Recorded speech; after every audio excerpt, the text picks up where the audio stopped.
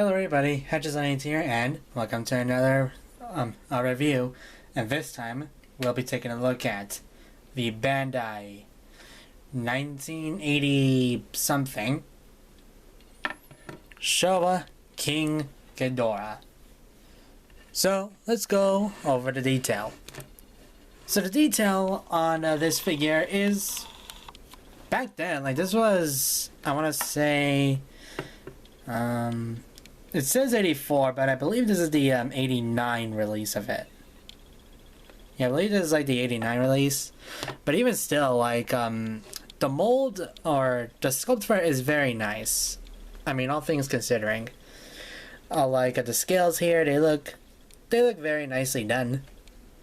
The legs and the face, the heads look really nice. Are very nicely captured on this figure.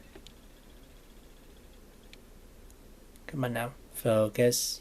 Doesn't want to focus on the head I'm focusing on, but overall the detail on the heads look very nice. As well as necks. The necks honestly are very neatly sculpted. It just looks like Showa Ghidorah. The horns even. The horns are a little bit straight, but when you see it, they do have a curve to them. And the spines on them are very neat too. The wings are not too big, but I mean, honestly, like, again, like for the mold, for the mold of it, it's very decent. Again, it's small, but it's pretty much of how the figure was back then. In the back of it, there's this very nice like texture on it. I don't know if you can see it, but let's just zoom in. As you can see, it's a very like, it's this like kind of wing texture in the back here. That's very different from the front. So yeah, and the scales they continue here, and then down to the tail. Come on. And then we get to these little asparagus tails. Kind of weird. And as for the paint, there's not too much on it, but let me talk about paint for just a second, because there's different variants of this figure, and there's the original, there's the reissue in, I want to say 86 or 84. There's like multiple versions of this figure. Just the dull gold version, there's the 89 version, there's a yellow version, and then there's the memorial box. I want to say this is the 1989 version of Showa Ghidorah, because I believe I do think that the dull version doesn't have a tag, while this one had like a stick of I had a stick of plastic somewhere here, but yeah. But I think this is the dull, or not the dull, but the 89 release, the one from Destroy All Monsters. So, but for the paint, there's not too much except for like maybe some shading, like on the wings here, like right here, and then on the necks as well. There's shading on the necks. As a dull version, it doesn't have as much shading as on the necks. So the eyes are a little bit weird. If you look closely, they're not the bestly painted. I don't know if it can focus. Come on now. Come on, focus. There we go. Yeah, as you can see, like, the eyes on mine don't look quite the best. Come on, focus. Hey, focus. Yeah, as you can see, the eyes are a little bit weird. They color the top of it, but somehow it just looks kind of weird. But at least the teeth are actually painted. And also the tongue. I think the original version is much more better painted, but for what we get here, like, it's not too bad. And then there's some shading in the back too, as we can see here. and then a little bit of shading on the tail for whatever reason, and then a little bit on the legs. So not too much paint, but for what's there, it's pretty cool looking, all things considering. Now let's move on to articulation. The heads can rotate very nicely. For mine, it's a more softer vinyl, so they can move a little bit better. So all three necks can rotate. On mine, they can rotate very nicely, and I mean they can even bend as well. Like it's not really soft vinyl, but softer than usual is what I want to say. So like I can squish them together, and all this good stuff. The legs can also rotate. So there we go. The tail can also move, so you can put him in a flying position. So yeah, there you go. If you want to put him in a flying position, there we go. And then the wings can also rotate as well. Each of them. So if you wanted to fold them back, you could. Now for mine it's a little bit hard because they're a little bit squished together. But yeah, you can have them folded like that if you really wanted to. So yeah. So it's a little bit hard, but thankfully the soft plastic, or the softer plastic, helps here. So yeah, that's like 3, 7, 8 points of articulation. So very nice for a King Ghidorah figure. Very, very nice. So let's move on to sizing.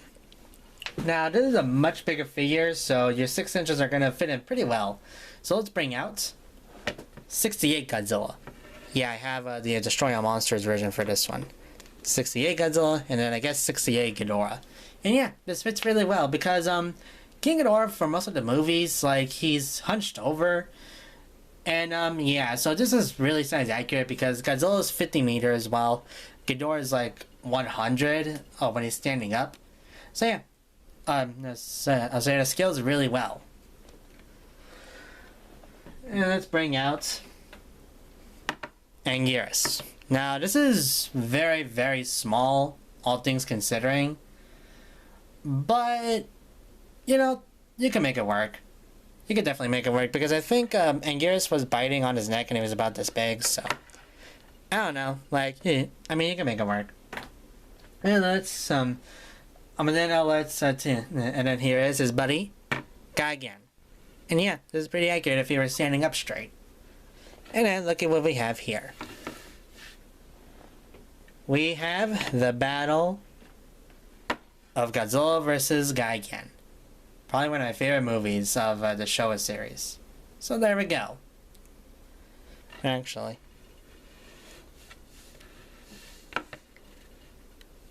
Yeah, this looks accurate. There we go. So yeah, there we go. Godzilla versus Godzilla versus Gigan. Right there. So there we go.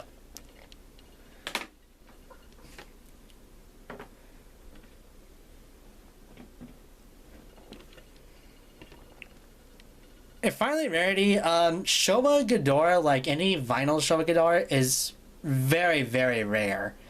Like, there's not that many Showa Ghidorahs out there, and finding one is going to be pretty hard. Because, for one thing, like, even though they have, like, 6 versions of Showa Ghidorah, they're very you could, like, rarely find them. Like, but if you do find them, they're, like, very expensive at, like, I think the most I've seen is, like, $175. I only got mine for $40. Now, even though this isn't the best looking Showa Ghidorah, I mean, honestly, like, I don't even mind it because I'm just happy to have a Showa Ghidorah. If I could be truthful, I'm really happy. So overall, yeah. So the sculpt is very, very beautiful on it. Like, it's just so nice. I mean, for 84, like, the sculpt back then was just, it looks phenomenal. The paint, while it's not, like, extraordinary, I think it fits it really well. The articulation is very good. I mean, it has the articulation in the heads, which is very nice. And, yeah, I know, if you didn't catch on, these two heads are actually switched. I did that intentionally, so Yeah, there we go.